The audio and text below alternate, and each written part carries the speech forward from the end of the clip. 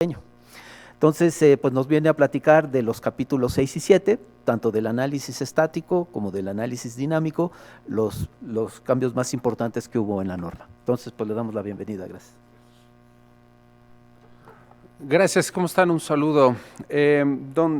Quisiera iniciar agradeciendo al comité organizador que me han hecho favor de invitarme a participar con esta intervención, donde básicamente, si me ponen la presentación, me toca platicar con ustedes de la determinación de las demandas.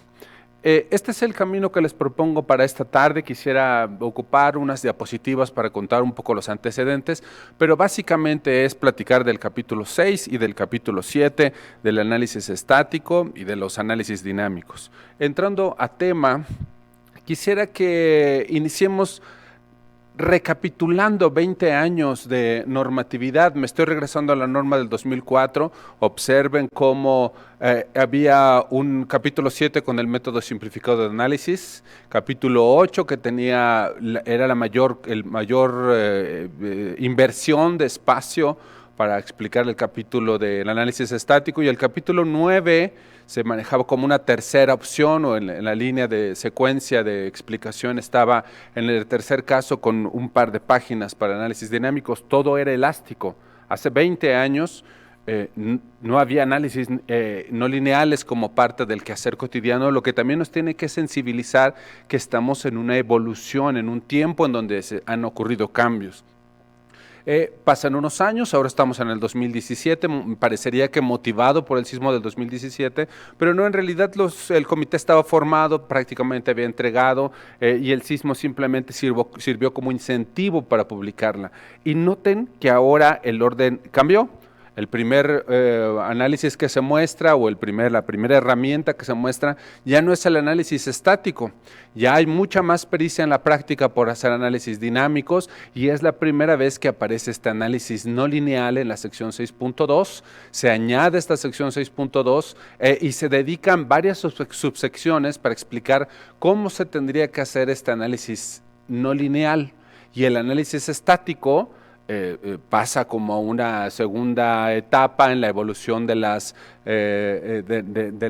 explicaciones para determinar la demanda, y además en la versión del 2020 de estas normas se sigue el mismo esquema y solamente se agregan comentarios, y así es como llegamos a la versión del 2023. Noten que nuevamente el análisis estático aparece como primer capítulo, forma parte del primer capítulo, pero porque ahí en la sección 6.5 se añade una sección que no estaba en versiones anteriores de la norma, que es este análisis estático no lineal. En el capítulo 7 también hay una nueva añadidura, o sección 7.3 dice análisis dinámico modal paso a paso, es decir, es un análisis elástico dinámico. Y está la sección 7.4 que había hecho notar hace rato, del análisis dinámico no lineal paso a paso. Hay algunas secciones que se añaden, y el análisis dinámico no lineal tiene una descripción mucho más detallada, que es prácticamente lo que vamos a intentar explicar en estas siguientes 45 minutos. Entonces, llevo este orden, digamos que inciso B, inciso C es capítulo 6, inciso D, inciso E es capítulo 7.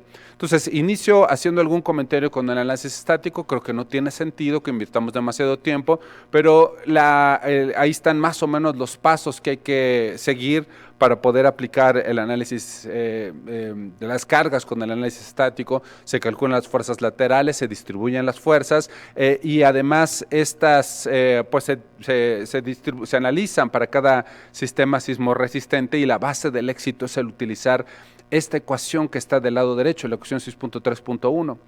No voy a invertir tiempo en explicar de dónde viene, pero ahí lo que está en la diapositiva es la manera como se determina.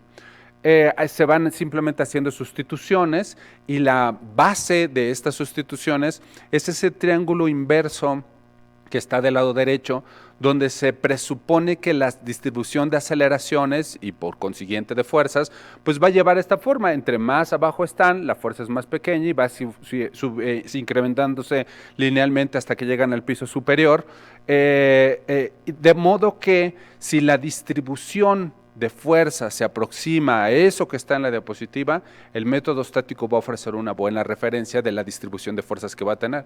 Pero la mala noticia que tenemos es que para que eso ocurra, la respuesta tiene que ser basada en el modo 1 y hay mucha regularidad ahí que necesita para que esa fuerza verdaderamente se aproxime con este método, de modo que, pues ya lo hizo notar hace un momento el maestro Raúl Yan, esas estructuras están muy bien académicamente, pero en la práctica es difícil que se consigan, por lo que este método estático queda bastante limitado.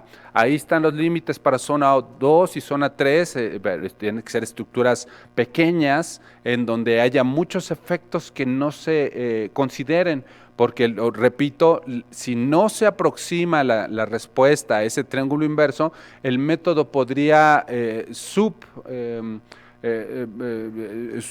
no se obtendrían las cargas de la manera más precisa o como se requiere, y la realidad es que ninguna estructura sigue esa distribución. Por ejemplo, en las azoteas, la masa usualmente o el peso de las azoteas es usualmente diferente, la distribución de alturas también es diferente, de manera que se trata de un método que pues, nos puede servir para obtener una buena aproximación, pero no se espera que en realidad se diseñen las estructuras siguiendo el método estático. De hecho, ya retomando el capítulo 6, estoy haciendo hincapié en el comentario, que simplemente lo quise hacer con letras un poco más grandes, donde esta norma promueve el análisis dinámico, puesto que ofrece una mejor representación de la respuesta sísmica.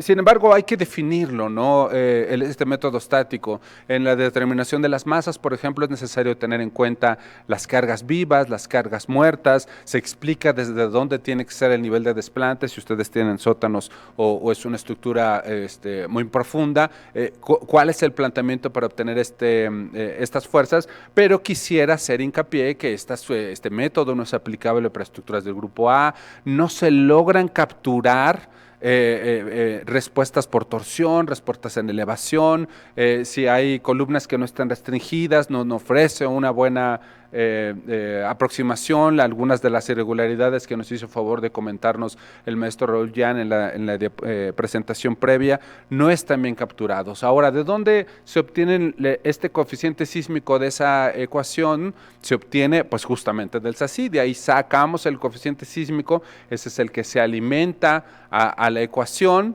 Y quiero entonces hacerles pensar que ese coeficiente sísmico es la máxima demanda o es la demanda de aceleración contenida entre el periodo característico TA y TB.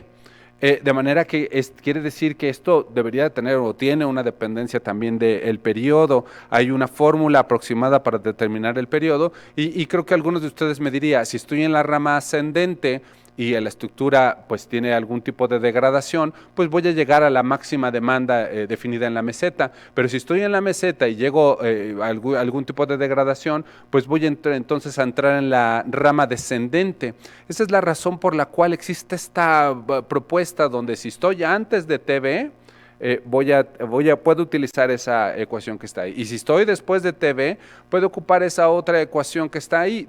Solo que nuevamente les quiero hacer pensar que si está una estructura después de TB, quiere decir que es una estructura alta o una estructura flexible y este método no aplica para este tipo de estructuras, por lo que no importa si entran por un lado o entran por el otro, este método está propuesto ahí, pero insisto en que la norma privilegia el uso de otras metodologías. El periodo de vibrar, les decía, ahí hay una aproximación en la norma, pero bueno, también pueden acudir o considerar otro tipo de aproximaciones para la estimación del periodo de vibrar, como esta que les estoy mostrando de este manual de Estados Unidos de la ASCE 41, que tiene algunas propuestas para poder determinar este periodo.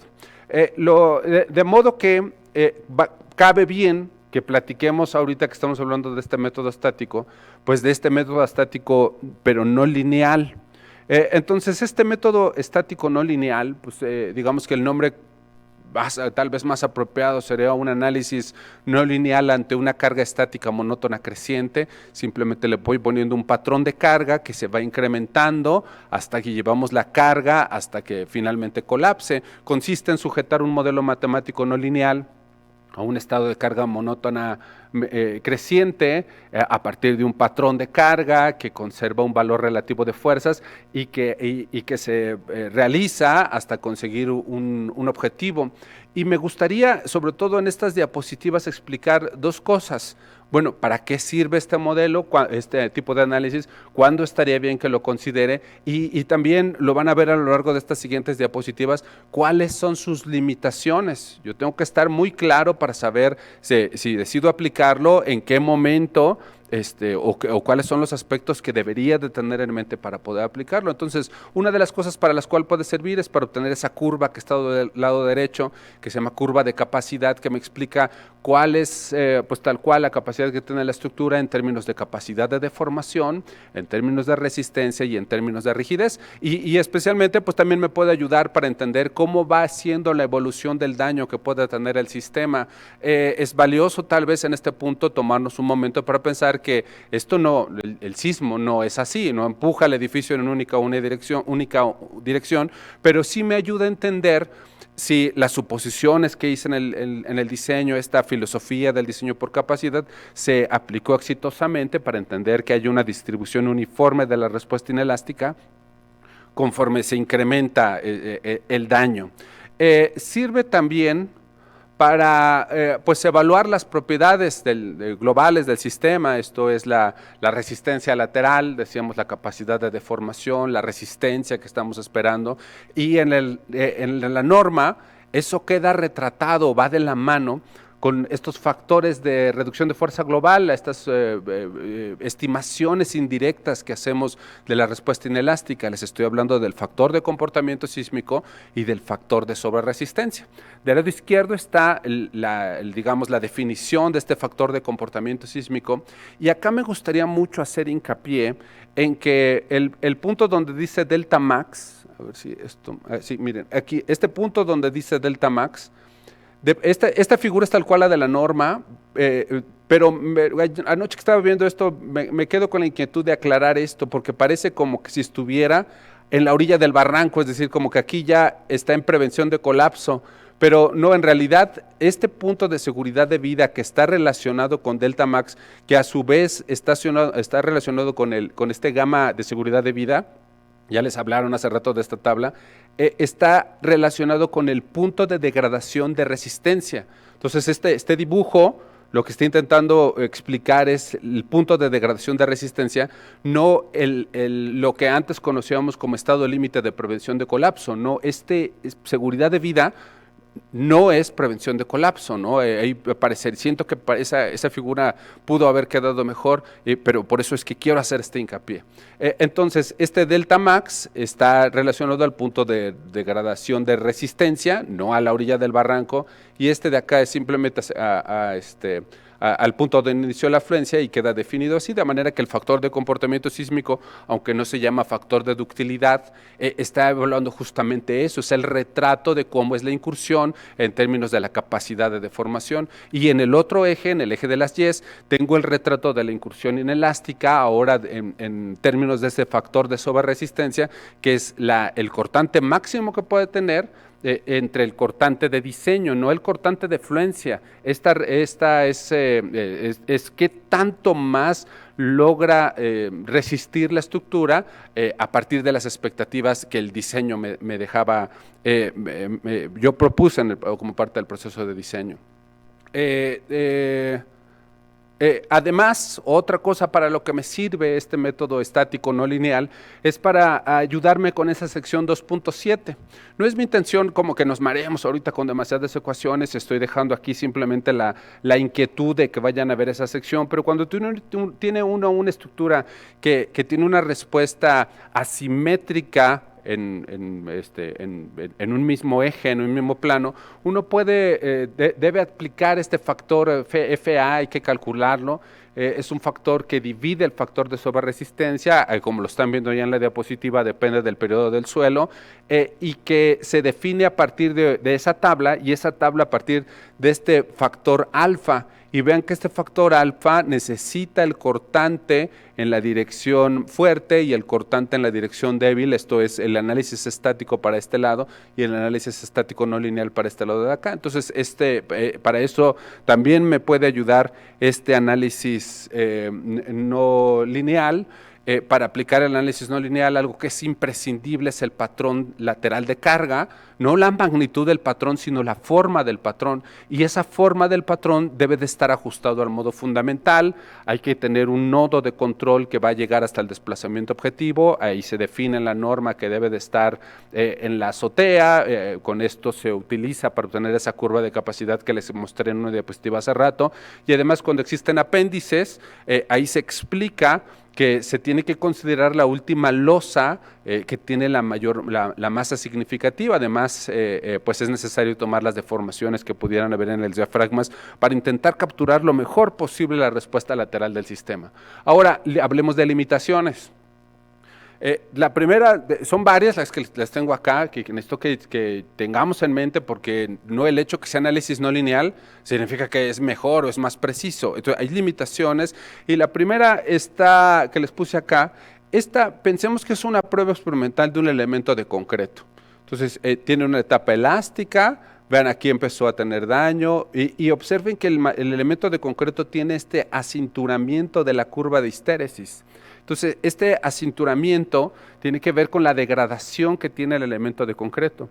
Y esto no está capturado para nada en el análisis estático, pues si ustedes están conmigo, pues el análisis estático iría uniendo estos puntos y pierde de vista este acinturamiento. Entonces, otra vez, me sirve para tener una buena referencia, una referencia razonable, pero hay cosas que definitivamente ahí no van a estar capturadas. Sigo hablando de limitaciones de este método estático no lineal. Subestima la acumulación de deformación en alguna parte de la estructura, en elementos, en conexiones, especialmente cuando las estructuras son muy irregulares. Simplemente me voy alejando de tener una referencia más razonable, de manera que la referencia es más razonable para estructuras que son regulares. Además, no permite la evaluación de deformaciones residuales, es decir, que si yo tengo este edificio y se somete a una cierta demanda, y esta demanda me obliga a que tengo aquí un cierto daño, y yo quiero estar seguro que mi edificio pues va a quedar reparable, rehabilitable, eso no se puede capturar con un análisis estático, no está capturada la respuesta dinámica cíclica. Y otro efecto que también hay que tener en cuenta es que si el edificio es muy irregular o tiene alguna respuesta dinámica particular, eso no se va a capturar en el análisis estático. Por ponerles un ejemplo, si un edificio es muy alto, las propiedades dinámicas de la estructura pueden quedar dominadas por efectos de modos superiores. Esto es la respuesta dinámica de la manera como se va a bailar el edificio. Y eso no termina siendo capturado por esto, es decir, estos efectos como de latigueo. Esta fotografía es del sismo del 19 de septiembre de 1985. Observen cómo acá hay, pues yo no vi la evaluación de este edificio, pero se ve mucho mejor que como se ve en la parte de arriba. Entonces esto no se alcanza a capturar. Sigo caminando, ahora brinqué al capítulo 7, estamos ahora en un análisis dinámico, y esta vez estoy hablando del análisis modal espectral. De acá quisiera comentar que este análisis modal espectral pues tiene una relación directa con el SACIT. Y también quisiera nuevamente hacer la reflexión de todo lo que hemos caminado para llegar a esta versión.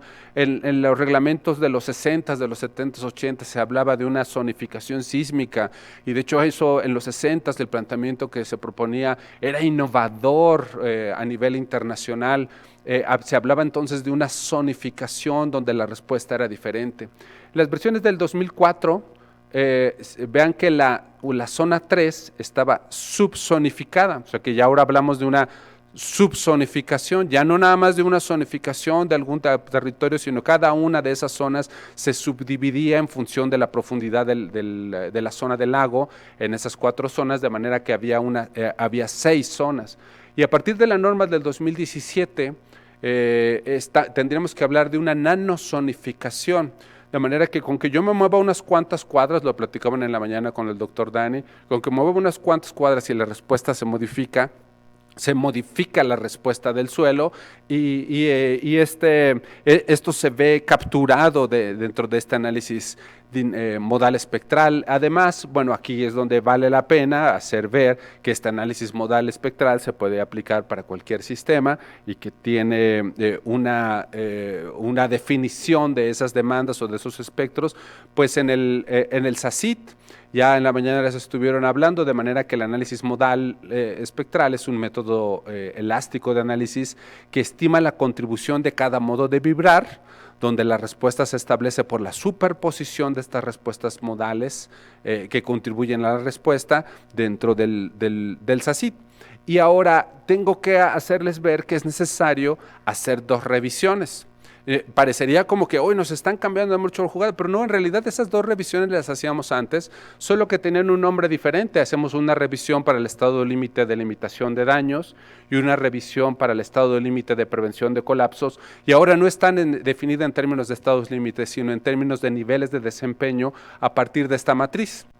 Vean cómo en el eje de las columnas se definen esos 4 niveles de desempeño. El primero, limitación de daños, que es una revisión para elementos no estructurales, ahí se explica en el encabezado, y hay 3 revisiones para elementos estructurales. Está ocupación inmediata, está seguridad de vida y está prevención de colapso. De manera que para cada uno de esos niveles de desempeño es necesario definir una demanda. Por eso ahora, si lo ven en términos de los renglones, hay una demanda para una intensidad sísmica de diseño frecuente, una que es la base de diseño, y una posibilidad de que exista un sismo infrecuente, extraordinario. Así que el SACID establece los espectros para la revisión del sismo base de diseño, para la revisión del sismo infrecuente, y la revisión del sismo frecuente se sigue haciendo como se hacía en versiones anteriores del reglamento a partir del espectro base de diseño. Entonces voy a encontrarme con un nuevo espectro que define la revisión o esta intensidad sísmica del sismo infrecuente. Y ahora, dice ahí esta tabla, que dice que los espectros del periodo de retorno se establecieron para que tenga una demanda mayor o igual a 250 años para el sismo base de diseño, o para el sismo infrecuente dice mayor o igual a 475 años. Y de pronto me hacen favor de escribirme para decirme, no estamos siendo demasiado, no somos lo suficientemente conservadores, en otra parte del mundo se utilizan periodos de retorno mayores, pero quiero aquí con esta diapositiva hacerles ver que dice 250 años o mayor. Esto es porque los 250 años, y este es el espectro de diseño, se definen solo para este punto, donde el espectro de peligro uniforme es igual al espectro de diseño. Pero si ustedes están conmigo, si tuvieran un periodo a lo mejor acá de 1 segundo, esta es la demanda que yo con la que tendría que diseñar si estuviéramos segurísimos que el periodo de vibrar es 1 segundo. Pero yo, de acuerdo a la norma, observen que se diseña con esta demanda de aceleración acá. Entonces, esta diferencia se traduce en un incremento del periodo de retorno, y por eso es que creemos que es conservador, y a lo mejor alguien también del otro lado nos dirá, bueno, pero no estamos entonces sobrediseñando para una demanda más grande. Pues yo por eso puse ahí del lado derecho, pues que la naturaleza no tiene palabra de honor, pero el criterio que está propuesto en la norma es lo suficientemente conservadora si se sigue como se ha propuesto o se ha comentado a lo largo de esta mañana. Entonces vamos a tener 2 espectros de diseño. Del lado izquierdo, un espectro de diseño para la revisión del sismo base de diseño, y del lado derecho un sismo infrecuente, y ahí están las comparaciones y lo que les he estado platicando de que están ajustados al espectro de peligro uniforme. Del lado izquierdo, como si existía o estaba definido en versiones anteriores, pues se puede entender esta evolución, y mucha gente dice, es que se incrementan las normas en cada versión del reglamento. Eso no forzosamente es así, incrementa el conocimiento, pero más bien lo que se incrementa, lo que hemos podido mejorar es la definición de estas demandas de manera lo más conservadora posible. De manera que cuando uno hace el análisis modal espectral es necesario que haga, para una estructura convencional, una estructura del grupo A, es necesario que haga una revisión para operación inmediata, considerando los límites de distorsión del lado derecho, y que haga una segunda revisión con estos límites de seguridad de vida. Vean que cuando estamos haciendo la revisión de operación inmediata, pues no esperamos daño, de manera que el factor de comportamiento sísmico es igual a 1, mientras que cuando uno está haciendo el análisis para seguridad de vida, en ese punto que yo les decía hace un momento, que es al punto donde inicia la degradación de resistencia, pues entonces se tiene que utilizar un factor de comportamiento sísmico mayor a 1. Y en cuanto al factor de sobreresistencia, pues pensamos que sería bueno tenerla como la similitud, si existe Q', pues que existiera R'. De pronto ahí en parte del procedimiento se escucha un poco raro, pero no era complicado hacer una definición como tan paralela a Q'. Sin embargo, bueno, R' es igual a R para la revisión de seguridad de vida, donde se está suponiendo que la estructura ya está dañada, y en contraste otra vez llévense esta idea: si estamos haciendo una revisión de ocupación inmediata, la estructura más bien no tendría que tener daño, por lo que es solo un porcentaje de R. R se define con la ecuación del lado izquierdo, es un factor de hiperestaticidad que puede tomar la magnitud de 0.8, 1 o 1.25. 1.25 aplica únicamente para sistemas duales. R0 varía entre 1.75 y 2 en función del detallado que ustedes pongan, y se les suma un factor de incremento para estructuras pequeñas y rígidas. Y acá les puse el comportamiento de esta ecuación, donde les hago notar que si la estructura es chaparrita, se reconoce que puede tener una sobreresistencia mayor, y en contraste, si la estructura es muy alta, puede haber mayor incertidumbre, y por eso es que la sobreresistencia queda limitada. En el caso de hospitales, está aquí iluminado en color verde el razonamiento para estructuras del grupo A, y quiero que vean que estructuras del grupo B, veanlo donde quedó un renglón, digamos, arriba, y la estructura del grupo A queda un renglón abajo, lo que quiere decir que para ocupación inmediata yo lo estoy considerando para un sismo de 250 años mayor, o mayor. Yo diseño la estructura para que se pueda utilizar unas horas o unos minutos después de que ocurra el evento extraordinario, el evento que me sirve para diseñar la estructura. Y si hubiera un sismo extraordinario, un sismo que difícilmente pudiera ocurrir, bueno, para ese peor sismo yo esperaría que la estructura quede en seguridad de vida. Y esto atiende pues el hecho que los hospitales se siguen dañando, y esto es una evidencia alrededor del mundo. Esa fotografía es del sismo de Turquía, donde es necesario proteger estas estructuras del grupo A. Entonces, ¿qué hicimos? Yo tengo una máxima demanda provocada por el sismo, lo reduje entre factores de comportamiento sísmico, entre factores de reducción de fuerza global que intentan estimar o hacer una predicción de la respuesta, una predicción indirecta de la respuesta inelástica, y con este análisis elástico obtengo un desplazamiento, y como decían hace rato, este desplazamiento lo multiplico por unos ciertos factores para verificar que esto sea menor al límite que aparecen en esas tablas de 4.2, .1, .2 y .3.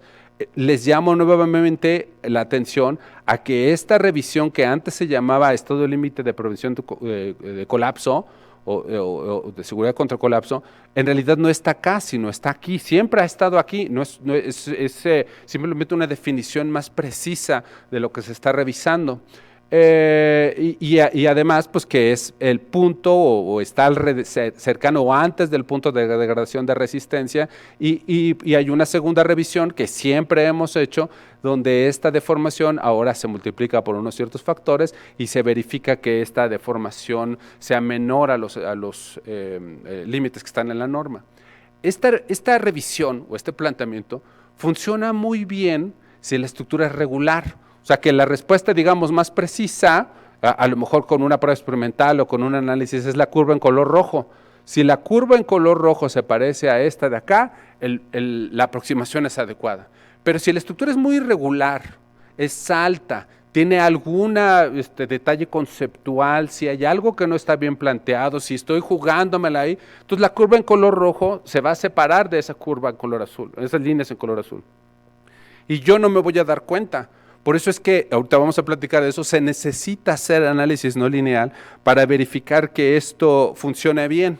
En cuanto a las limitaciones, entonces, primera limitación es que es bueno para estructuras regulares. Segunda limitación, miren, yo tengo un modelo matemático, le hago un análisis modal espectral, que es más o menos lo que acabamos de platicar, y cuando obtengo el análisis modal espectral, lo que me da como resultado son envolventes de respuesta máxima. En contraste, si yo hago un análisis mucho más detallado donde le ponga exactamente el acelerograma, lo que voy a tener es la respuesta acumulada a lo largo del análisis, no respuestas acumuladas. Es decir, lo que estoy intentando decirles con esto es que vean que el análisis modal espectral no dependen del tiempo, y el tiempo es muy importante, el momento en el que ocurre el daño, la carga que se le aplica durante el sismo es muy importante. Miren, acá les estoy ofreciendo un resultado de un estudio de un edificio de acero que se dañó en el sismo del 2017, y lo que puse acá es cómo evoluciona la carga axial en la columna, y observen que es dependiente del tiempo. De hecho, si yo tengo las máximas cargas axiales en las columnas, observen cómo hay una dependencia del tiempo, y cuando yo voy al análisis modal espectral, me dice, para esta columna la carga es 32 toneladas, y para esta de acá 28 toneladas, pero no ocurren al mismo tiempo, de manera que el análisis modal espectral me da envolventes que podrían hacer que yo no logre distinguir, a partir de estos elementos mecánicos máximos, que no logre distinguir las curvaturas, el momento en el que ocurre el daño, de manera que el análisis modal espectral es una representación razonable de la respuesta sísmica de un edificio regular. Pero si yo me pongo a pensar en estos detalles, pues por eso es que conviene verificar para los casos con mayores irregularidades que todo funcione bien mediante análisis no lineales, que es justamente el último de los temas de mi intervención. Lo primero que tengo que decir, y es la primera línea de las diapositivas, es que el análisis dinámico no lineal no es un método de diseño. Yo no agarro el análisis dinámico no lineal y voy a diseñar la estructura para ver cómo queda el acero o cuáles son las secciones. Hay algunas propuestas a nivel internacional donde a veces lo utilizan para refinar el modelo. Bueno, en esta propuesta de la norma eso no se permite, sino que es un método de revisión. Y donde básicamente se le impone un acelerograma, o más bien un conjunto de acelerogramas para verificar que todo funcione bien. Entonces yo tengo que tener varias premisas acá. Necesito conseguir los acelerogramas, o tener los acelerogramas, utilizarlos que tiene el SACID, hago el análisis dinámico no lineal, y ahora lo que voy a estudiar son respuestas acumuladas en términos de deformación o de esfuerzos, cómo le fue al edificio después de haber sido sometido a ese registro. Y si están conmigo, pues tuvieron que haber hecho un análisis modal espectral, y de manera que van a verificar que todo funcione correctamente. Y en el análisis modal espectral, usualmente en los programas, pues lo que ya tenemos definido es la rigidez. Entonces, hay que definir la masa, hay que definir las áreas, los momentos de inercia, las longitudes que tienen las secciones. Ya está armada la matriz de rigidez, pero conforme les explicaba hace rato, las propiedades relevantes de la estructura, pues entonces son rigidez, resistencia y capacidad de deformación. Para yo poder implementar este análisis no lineal, necesito definir la resistencia y la capacidad de deformación. Eso es básicamente lo que necesitamos entender. ¿Dónde le digo a esa curva o esa curva lineal que llegó a una resistencia máxima, y dónde tiene que cambiar de dirección, y cómo llega a una deformación máxima para yo poder efectuar mi revisión. Existen muchas maneras de hacer eso. Entre más a la derecha están en esta diapositiva, el modelo es mucho más detallado, va a ser más tardado, a lo mejor no cumple los alcances que se requieren con el ajetreo, digamos, de la práctica, y entre más hacia la izquierda estoy, sí hay unas ciertas simplificaciones, pero esa simplificación sigue siendo lo suficientemente racional para entender cómo es la respuesta del edificio. Por eso es que acá la norma privilegia el uso de estos modelos de plasticidad concentrada para establecer cómo sería la respuesta del edificio, repito, como un método de revisión. Y entonces, para que esto pueda ocurrir, pues lo que necesito entender, decíamos hace un momento, pues es definir la resistencia y la capacidad de deformación del elemento. Y alguien va a decir, bueno, pero yo no, es muy difícil para mí, como parte del despacho, cómo me pongo a definir la resistencia o la capacidad de deformación. Esto es que si ustedes hicieran una prueba experimental, a lo mejor hay un intervalo elástico y empiezan a poner unas fuerzas de vaivén ahí en la prueba, se va degradando la resistencia, la rigidez, y prácticamente entonces lo que les estoy queriendo decir es que hay que definir la distancia aquí en términos de este eje, y hay que definir la distancia en términos de este eje, de términos de esfuerzos, es decir, dime cuál es la resistencia y cuál es la capacidad de deformación. Entonces, para no estresarnos con esto, pues la norma establece en cada uno de los materiales cuál es esa capacidad de resistencia y de resistencia y capacidad de deformación, que es una envolvente, y esta envolvente entonces queda definida en términos del material. Si es en términos de concreto, hay que acudir a la norma de concreto para poder definirlo, y si es de acero, que es la que está en la diapositiva, pues hay que acudir a la norma de acero. Depende de cómo sea la sección, tienes que decirme, por ejemplo, si es de concreto, dime si tiene bien puesto el acero de refuerzo, de confinamiento, dime cómo es, si es esbelta, si tiene mucha carga axial. Acá en acero, dime si está hecha con placas muy delgadas, y con base en esto te voy a definir cómo es esta envolvente, y con eso puedes hacer la evaluación. Y además noten que las tablas están armónicamente publicadas con lo que acabamos de platicar de la norma de sismo, puesto que se definen los niveles de desempeño. Si yo me paso de estos límites, voy a poder clasificar a partir de la respuesta de los elementos en estos niveles de desempeño de ocupación inmediata, seguridad de vida, y si fuera necesario, si me pidieran hacer esa revisión, en términos de prevención de colapso. Y bueno, me falta a lo mejor hacer un comentario sobre los movimientos. Están definidos en esa sección 7.4.1. No es mi intención leerlo todo y nada más voy salpicando aquí algunas ideas. Es necesario hacer el análisis con las dos señales aplicadas al mismo tiempo. Esas dos señales, norte, sur, este, oeste, aplicadas en los ejes principales del sistema, deben de además haber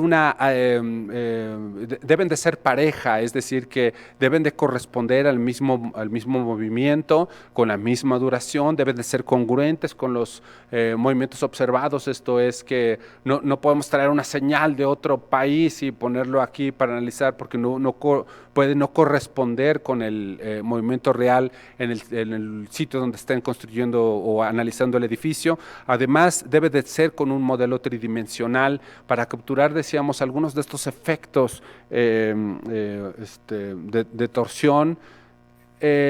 Y además, pues yo tengo la señal norte-sur, tengo la señal este-oeste.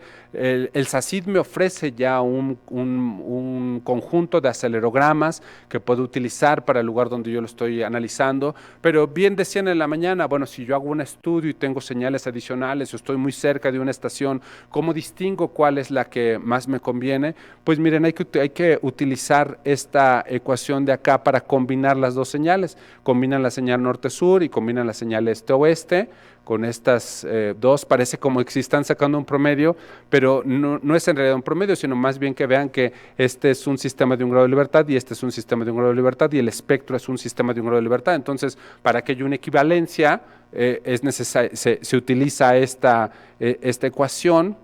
y con eso pues se vuelve comparable con el espectro de diseño. Pero aún así, ¿cómo selecciono mis señales más interesantes? Yo le pongo ahí en el SACID que sí voy a hacer un análisis no lineal y me manda señales que son artificiales, son sintéticas. Observen que me manda unas señales de subducción y unas señales de profundidad intermedia. Fíjense que en color verdoso están las señales de subducción y en color morado están las señales de profundidad intermedia.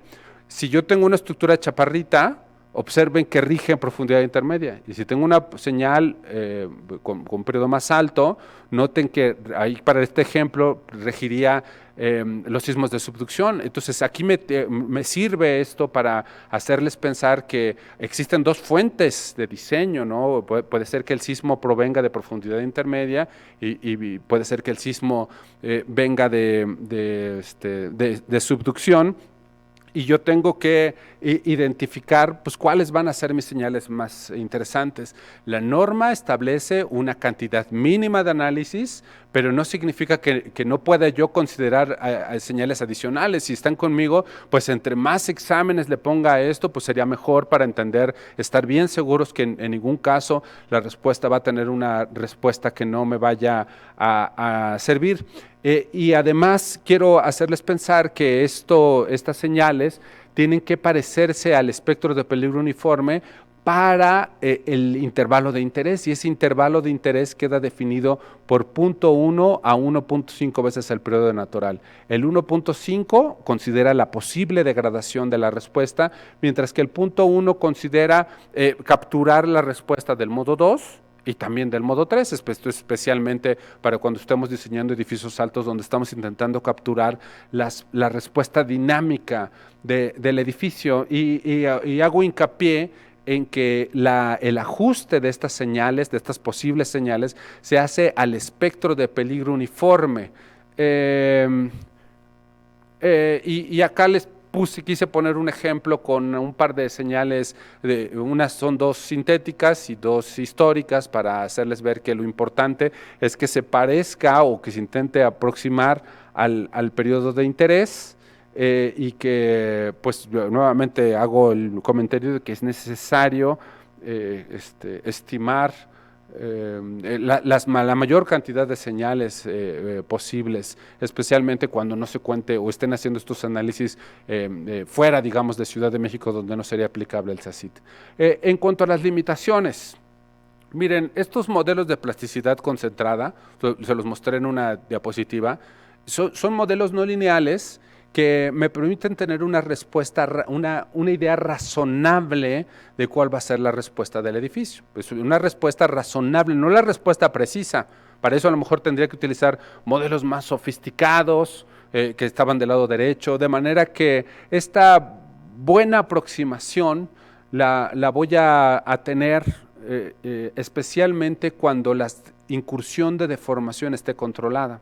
Si yo tengo un elemento, piénsenlo en el laboratorio, que yo le puse mucha carga, las fracturas, las grietas, el rompimiento de las placas, la deformación de las placas, la afluencia del acero, sigue un patrón muy caprichoso, que requiere modelos mucho más detallados que a lo mejor utilizamos en términos de investigación. Pero yo no quisiera que ninguno de los edificios que ustedes diseñan llegue a ese nivel de daño.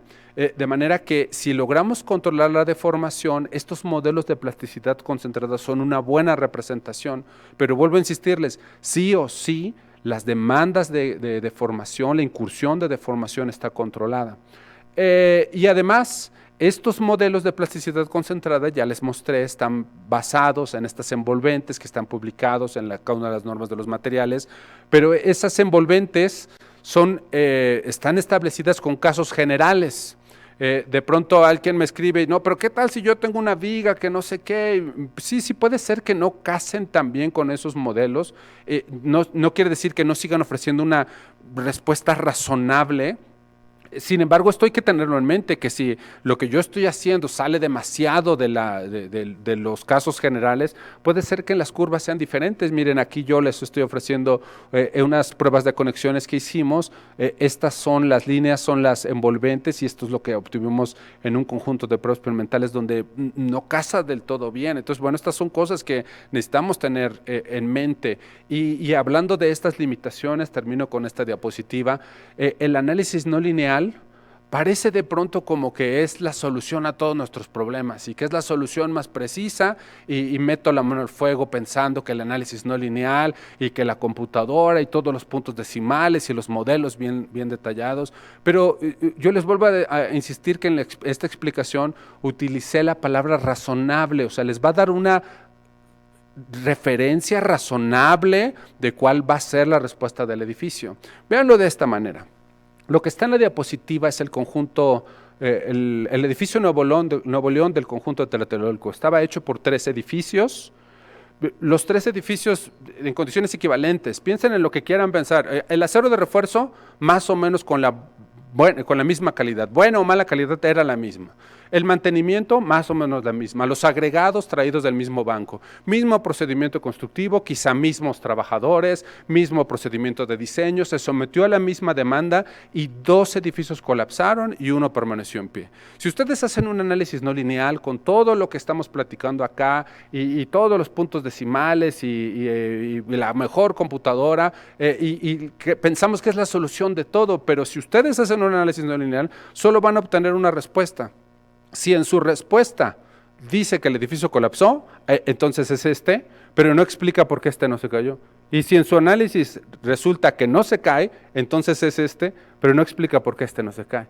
Y entonces este comentario es más bien un llamado a que, bueno, está propuesto aquí en la norma con el mejor conocimiento que se tiene hasta este momento, pero sigue siendo necesario el tomar decisiones conservadoras para hacer este tipo de análisis. Bueno, pues es lo que tenía para esta sesión. Agradezco nuevamente que me hayan hecho favor de invitarme a participar en esta presentación.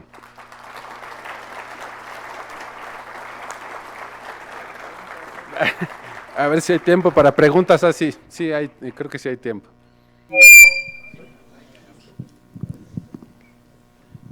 En una de las primeras láminas donde se describían los tipos de análisis, estaba el análisis estático, el análisis modal espectral, pero después aparece un análisis modal paso a paso.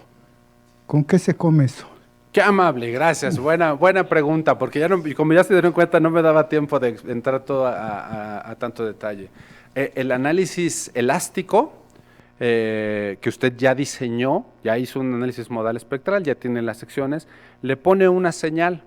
Es lo que explica, le pone tal cual una señal. Y vea que aunque todo es elástico, nos puede ayudar a entender cuál es la respuesta del edificio. Como primer paso, quiero hacerles pensar que como no tuve que ponerle no linealidad, es un análisis rápido, y este análisis rápido le puede ayudar a tomar las primeras decisiones, por ejemplo, entender cuál es la incursión de distorsión, la incursión de deformación que está demandando el edificio, si la carga axial de alguna de las columnas crece indiscriminadamente, de manera que ayuda a tomar unas primeras decisiones en la respuesta del edificio. Espero haber respondido a su pregunta. A ver. Digamos que ahora hay expectativas de que, aunque el sismo sea muy intenso, la estructura quede elástica. Si usted diseña una estructura para ocupación inmediata, la expectativa es que aunque el sismo sea muy intenso, la intensidad sísmica sea muy alta, la estructura permanezca elástica. Entonces, es un análisis paso a paso, pero no hay expectativa de que haya no linealidad en la estructura. Entonces, usted, entendiendo esa expectativa inicial, puede plantear un modelo elástico haciendo un análisis paso a paso. ¿De dónde viene lo modal? Que mientras la estructura permanezca elástica, usted puede calcular la respuesta de cada modo de manera separada y luego superponer paso a paso la respuesta modal. Eso nos permite hacer mucho más rápido el análisis que hacer un análisis no lineal hecho y derecho. Pero digamos entonces que, dado la nueva forma en que la norma enfoca el diseño de las estructuras, hay una expectativa real de que muchas estructuras no desarrollen no linealidad. Y entonces, ¿para qué pedirle a un ingeniero que invierta mucho esfuerzo en hacer todo el modelado no lineal si corriendo el análisis paso a paso modal, digamos, puede obtener la respuesta que está buscando y además puede demostrar, porque se le pide al ingeniero, si usted hace este análisis, demuestre que no requería hacer el análisis no lineal y se le explica cómo, la norma explica cómo demostrar que con el análisis modal, el análisis modal paso a paso es suficiente.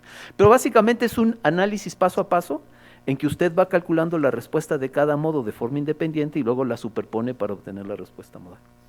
La respuesta total. Gracias, doctor. ¿Qué tal? Buenas tardes. Hola, ¿qué tal? Bueno, yo tengo más que una pregunta, unas precisiones, ¿no? En primer lugar, el análisis dinámico no lineal no está en el temario de la licenciatura de Ingeniería Civil, cosa que a mí me parece que ahí debería de estar. No sé si los que estamos aquí, la norma, los que nos dedicamos a las estructuras, la norma más importante de todas, las de las estructuras, es esta, la de sismo. ¿Por qué? Porque, como lo bien lo dijo el doctor Tapia, estamos evolucionando. Los de la vieja guardia aprendimos a hacerlo de una manera, los muchachos ahora lo están aprendiendo a hacer de otra manera. Y esta norma, pues es la más importante para mí, porque ya estamos evolucionando, tenemos computadoras y eso, pero ahí corremos un riesgo. ¿Qué riesgo? Utilizar un software, por ejemplo, un software craqueado. Los softwares craqueados, porque por ejemplo ETAPS o SAP, o sea lo que es CCI, no tiene convenio con las universidades y no tiene licencias académicas. Yo los estoy presupuestando todo el tiempo, anda en $7,000 el más baratito y $16,000 el completo, que pues no me los gasto en un fin de semana. Entonces, como no hay licencias académicas, tenemos que enseñarles con programas a veces craqueados o programas patito, vamos a llamarlo así, y caemos en que todo la responsabilidad, vamos a decirlo así, todo el desarrollo del análisis no lineal lo hace el programa, entonces se vuelve como una especie de magia, ¿no? O sea, lo que hace el programa es lo que te da y eso ya es lo bueno, ¿no? Y ahí podríamos caer en que no sabemos lo que está haciendo la computadora y que el algoritmo que está usando, pues a lo mejor no es correcto. Es lo que sucede, por ejemplo, en el análisis dinámico modal espectral, ¿no? Que de una ecuación del principio de D'Alembert, donde está bien explicado en el libro de Mel y Bazán, que es una ecuación de movimiento, acabamos resolviendo un algoritmo de una ecuacióncito K menos W cuadrada M igual a 0, y eso pues realmente es muy pobre para mí, ¿no? Lo que se está haciendo, no real.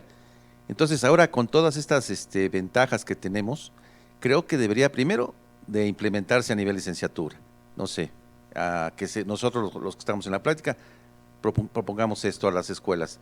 Número 2, que se tengan programas de acceso a nivel licenciatura para que los muchachos puedan practicar esto y que no después resulten con que pues hay que contratar a una persona avesada en esto porque no lo van a poder hacer, ¿sí? Y ese es el riesgo que yo detecto, ¿no? Que podemos caer en estar metemos datos y nos resuelta algo que a lo mejor no es correcto, ¿no? Entonces, otra cosa también interesante es ¿por qué no en los ejemplos que ya habló el maestro Jan, implementar un ejemplo en el cual se pueda demostrar o se pueda desarrollar cuando fluye, por ejemplo, el primer disipador, ahora usando disipadores de contraventeos resistentes al pandeo, los BRB, se pueda hacer el análisis lineal, encontrar la fuerza con la cual se disipa la energía del primer disipador y en ese momento revisar los elementos, o sea, el primer sistema estructural de cargas verticales que está en funcionamiento correcto. ¿Para qué? Para no obligar a utilizar el análisis o un programa con análisis no lineal, ¿no? Entonces, creo que todas estas cosas serían buenas para que se motive a la gente que se dedica a esto, ¿no? Gracias. Qué amable, gracias por su intervención. Mire, yo me pongo a pensar cómo sería lo que enfrentaron los colegas hace 50 años, cuando el método estático era muy común y de pronto empezaron a haber computadoras y se hablaba ya de un análisis modal espectral en la computadora que la podían utilizar. Yo creo que era el mismo sabor que tenemos hoy en día, cómo es que dará la computadora, pero pasaron los años y ahora la confianza está en el análisis modal espectral, de manera que el que egresa de la licenciatura, el que tiene poca experiencia, medianamente le entiende qué es lo que tiene que salir ahí. Así que de pronto a nosotros se nos tocó en nuestra generación, de pronto que haya este nuevo análisis, es algo que ya pasó en la historia y que se logró enfrentar. Definitivamente, como usted dice, hay muchos retos que hay que atender, incluyendo los de docencia, y pues justamente el doctor Amador y yo somos profesores que damos clase en el posgrado, sí es cierto, y hablamos de análisis no lineal, pero también damos clase en licenciatura, y tengo confianza que así como ocurrió con el análisis modal espectral, con el paso de los años, esto vaya siendo un lenguaje mucho más alcanzable para estudiantes de licenciatura, de manera que el perfil del egresado se aproxime mucho más al contenido de estas nuevas normatividades, a este nuevo conocimiento. ¿Qué tal? Buenos días. Una pregunta de algo que seguramente sí viene en la norma, pero no entendí, es en el análisis estático no lineal, nos comentaba que se debe establecer un desplazamiento objetivo para un punto en la azotea. ¿Ese desplazamiento se hace en una sola dirección o se hace en las dos direcciones simultáneamente? Qué buena pregunta. Mire, fíjese que cuando usted hace un análisis estático no lineal, empuja la estructura únicamente en una dirección. Por eso es que decíamos hace rato, hay estos métodos aproximados para la sección 2.7, si mal no recuerdo, para evaluar esta simetría, el efecto de esta simetría. Esto es que la respuesta, digamos, de izquierda a derecha sea diferente a la respuesta que va de derecha a izquierda. Hay que hacer eso, los análisis estáticos no lineales, en ambas direcciones para capturar la respuesta y pues evidentemente entender cómo es la influencia de la dirección más débil. Yo le diría que en las direcciones, si tienen un grado de irregularidad muy grande, bueno, primero matizar. Recuerde que esto no aplica para estructuras demasiado irregulares, lo tiene que tomar con mucha sobriedad, pero sí digamos que en las dos direcciones principales haga el análisis estático en ambas direcciones para asegurarse que todo funcione de manera adecuada. Doctor, yo tengo una pregunta con respecto al cortante basal mínimo. Anteriormente se usaba el 80% del cortante estático y ahorita ya se puso un valor muy bajo que realmente corresponde cuando tenemos edificios bastante de periodos altos, por eso se limitó a 0.4 en TR'. Pero ¿qué pasa cuando estamos del otro lado, edificios muy rígidos? Ya no hay nada contra qué compararlo y de repente en los análisis, yo hago muchas revisiones y muchas veces el cortante se ve bastante bajo y lo quieren comparar contra ese valor. ¿Cómo le hacemos ahí, doctor? Qué amable, gracias por la pregunta y creo que hace eco del comentario que nos hacían hace un momento. Cuando solamente se tenía el método estático, las grandes estructuras de los 50, de los 60 estaban hechos con revisiones a partir del método estático. Y de repente sale el método análisis modal espectral. ¿Y qué tal si lo hacen mal? Entonces, ese análisis, o ese cortante que se obtiene de ese análisis modal espectral, tenía que ser al menos un porcentaje del método estático. No podía, a lo mejor me dice que lo hace bien y no sabe ni prender la computadora y me da un resultado donde necesito que sea lo suficientemente conservador, entonces tiene que ser un porcentaje del método estático. Este era el planteamiento. Pero con el paso de los años, pues ya medianamente todos nos podemos incluso hasta revisar los análisis modal espectral, con ver algunas cosas muy superficiales, es posible tenerle una cierta confianza, por lo cual este peso de esta revisión, si me está siguiendo, pierde un poco el sentido. Sin embargo, hay escenarios, como lo está comentando, en donde, bueno, es conveniente asegurarse que a pesar de la respuesta que pudiera tener el edificio, pues se siga teniendo este cortante mínimo. No sé si quiere comentar algo más, doctor. No, sí, Digo, tal como lo dijo el doctor Edgar, cuando surge el análisis modal espectral, si estuviera bien hecho, no tendríamos por qué condicionar a que el cortante basal dinámico sea un porcentaje del estático. ¿Por qué inicialmente se hizo eso? Porque no había experiencia en hacer el análisis dinámico modal espectral. En México se introdujo el análisis dinámico modal espectral después del sismo del 57 y como no había experiencia, se le estaba pidiendo a los ingenieros que lo hicieran, pero no había la seguridad de que lo hicieran bien. Entonces, como una forma de asegurar de que aunque hubiese un error cuando se hiciese el análisis dinámico modal espectral, hubiese por lo menos un nivel mínimo de diseño, se condicionaron las fuerzas del análisis dinámico modal espectral con respecto al estático. Y eso es exactamente, ahora ya después de muchas décadas, ya tenemos confianza de que hacemos el análisis dinámico modal espectral bien y ya quitamos ese castigo inicial que era como una especie de incertidumbre de a ver cómo lo vamos a hacer. Y ahora ese castigo está con el análisis dinámico no lineal paso a paso. Porque hoy la norma no permite optimizar el diseño. O sea, podríamos pensar que si hiciésemos bien el análisis dinámico no lineal paso a paso, si hiciésemos bien hechos los análisis paso a paso, deberíamos poder optimizar el diseño. Pero hoy la norma no lo permite. Dice que, tal como lo dijo el doctor Edgar, es una herramienta de verificación. Pero nuestra mente está en que vamos a ir siguiendo cómo hace los análisis paso a paso la comunidad. Y conforme veamos que se están haciendo bien, vamos a abrir esta nueva puerta y vamos a permitir optimizar el análisis, el diseño con los resultados del análisis paso a paso. Pero ahora estamos en la misma incertidumbre que estábamos antes con el análisis dinámico modal, pero ahora con el paso a paso. Entonces, ahora no estamos permitiendo ninguna reevaluación o optimización del diseño con base en lo que den los análisis paso a paso. Pero esperamos que en el siguiente ciclo normativo o en 2 tengamos ya la certeza de que como comunidad hacemos bien esos análisis para abrir la puerta a la optimización. Buenas tardes. Mi inquietud es ahorita que se están actualizando las normas, es si nos van a hacer llegar las presentaciones que están haciendo ustedes, porque tengo entendido que están diciendo que más adelante se va a ir complementando, no sé, me acuerdo que en las normas del 2004 había unos libros naranjas que eran comentarios adicionales. No sé si por el momento nos van a hacer llegar estas presentaciones o más adelante van a salir algo de comentarios. Qué amable, gracias. Bueno, la norma se hizo un esfuerzo para que en todos los casos estuviera comentada, platicando algunos criterios que fueran necesario aclarar o algún razonamiento, incluyendo en algunos casos incluso referencias adicionales. Entonces, los comentarios están dentro de la norma. Como decían hace un momento, va a haber un libro de ejemplos y creo que la mayoría de los ponentes, o por lo menos también la mía, no tendría inconveniente de hacerles llegar estas diapositivas, sería a través del comité organizador o a través del colegio, pero sí, en mi parte no habría problema en que las pudieran tener.